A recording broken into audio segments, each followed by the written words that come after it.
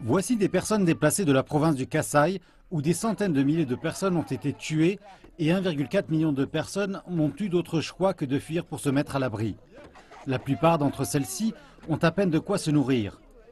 Les agences humanitaires avertissent qu'au total, au moins 7,7 millions de personnes sont menacées de famine dans les régions de la RDC qui sont affectées par la violence. Agnès Loupetou est l'une d'entre elles. Les cicatrices de la violence qu'elle a subie sont toujours manifestes. Ses enfants ont tous péri dans l'incendie de sa maison par des miliciens.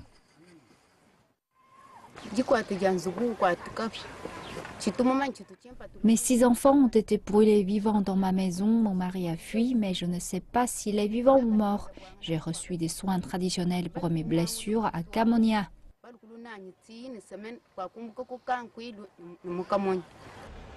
La FAO, l'Organisation des Nations Unies pour l'alimentation et l'agriculture, a lancé un appel à 50 millions de dollars pour nourrir les millions de personnes déplacées ici, mais l'aide se fait attendre.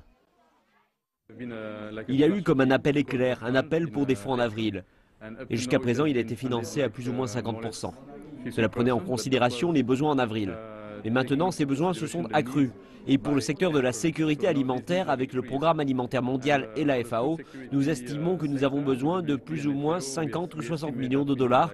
Et pour le moment, nous en avons quelque chose comme 15, ce qui représente donc un faible pourcentage. Par ailleurs, l'Organisation des Nations Unies pour l'alimentation et l'agriculture a fourni ses lopins de terre pour les déplacés. Pour le moment, ces bouts de terrain procurent une chance réaliste de survie pour beaucoup dans ce camp.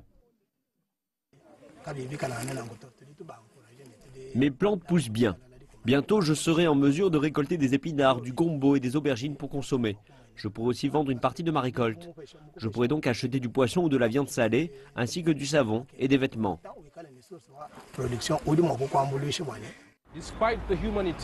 Outre les besoins humanitaires suscités par les affrontements dans la région du Kasaï, la République démocratique du Congo abrite aussi des réfugiés du Burundi et de la République centrafricaine.